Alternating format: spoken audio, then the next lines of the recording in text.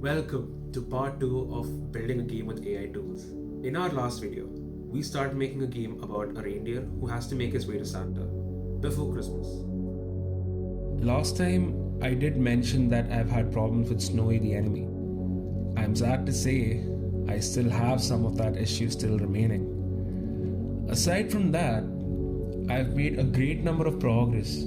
For some reason, I cannot get the player to stop the stunned animation after getting hit. I need to figure it out. In the end, I decided to give up and revisit it later. And right now, the game is so easy that no one's gonna notice. As in, no one is gonna get hit by one of these guys. I had made a quota of things I need to finish to finally make part 2 of the series. So first, I decided to make a main menu screen. To make a main menu screen, I needed a background and a few buttons. So I went to Gemini again to make me a background image. And after a few back and forth, I decided to go with this. Then I went on HIO again and found these button sets. And I felt like it fits well enough on the main menu screen. So I went with these. When I started coding today, I decided I will try using Claude this time to see the difference. And boy was I impressed. Claude was just better. I don't know how else to say. The number of times I had to go back and forth with Gemini just got lesser this way. That's the best way I can put it. It's also more of a no bullshit LLM, I feel like, and sometimes it makes you feel so dumb to ask it some questions or ask it to do something for me, but man, it can work. The only problem I've noticed so far is how buggy it could get, and there's a limit on how many messages it can do at a time, since I'm on a free model. But that's fine though. It reminds me that I have a life and I should take a break once in a while. So yeah, henceforth I will be using Claude.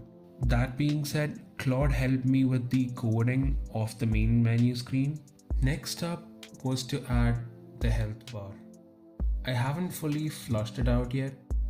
I got these heart sprites from Gemini and then asked Claude to code it in such a way that if the stunned animation gets triggered, I will lose one heart.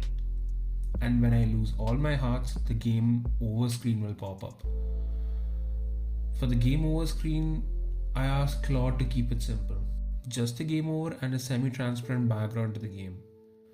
I was satisfied with just that. Next, I wanted to add a text box, as that is the most important thing in my story-based game. Just like before, Claude helped me code it, and it worked fine for now.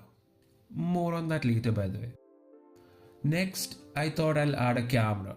Now, camera was a pain at first. At first, I wanted to make a camera system like how Ryan did it on his game Nightstones, but then I figured that's way above my capabilities for now, and to just go with the normal following camera instead. At first, it was just stuck on the left upper quadrant of the screen, but then my dumbass didn't see that there is an object following section in the viewport settings. I think these are the downsides to blindly trusting AI. Even if they can help you with a lot of things, it's not wise to rely on them too much. There will be some things they can't help you with, and those you will have to figure out by yourself. Now, I wanted to also add another text box when you get the Santa's hat. When I tried to make another text box, the existing text box that I added at the start of the game broke.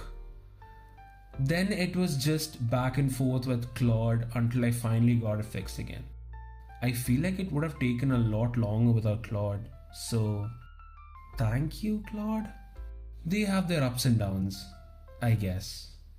Anyways, next up was to add snow to the game. The snow is supposed to indicate the reindeer to go outside and check out the surroundings. So I gotta add the snow. For once, it was pretty straightforward. I got the code, I copy the code, I paste the code, I drag and drop the object "Oh snow," and the snow falls. Yay, I guess. So, I also added a separate set of sprites for the Christmas hat version of the reindeer, as you can see. GameMaker's built-in sprite editor works well enough for this type of stuff, but it does get tedious. But with a bit of elbow grease, I was able to modify and make new sprites, which I got Claude to integrate with the code. So, to sum up what I have learned in this devlog, do not expect AI to do everything for you. That's just unrealistic. Can they help you out a lot? Yes, very much. But there's certainly a limit. And that's fine. I like that I have to put in some effort and it feels more rewarding that way. It's not too hard that I get frustrated and leave it behind. And it's not that easy that I get bored with my project. It sits at the sweet spot to keep me from crashing out and leaving my project midway, like I did in 2020. I figured that I need to be more organized and make notes of my mistake and record them. I made so many educational mistakes in here that I couldn't show you just because I didn't keep track of them. I also need to be more organized to get the right workflow. With that being said, my game is nowhere near giving me the feel of a real game yet. So, I will be working on giving the game its own sound effects and music and other effects during gameplay, and a much needed end screen, because this is just too lame. Alright, guys, I'll see you again on my next video. Bye.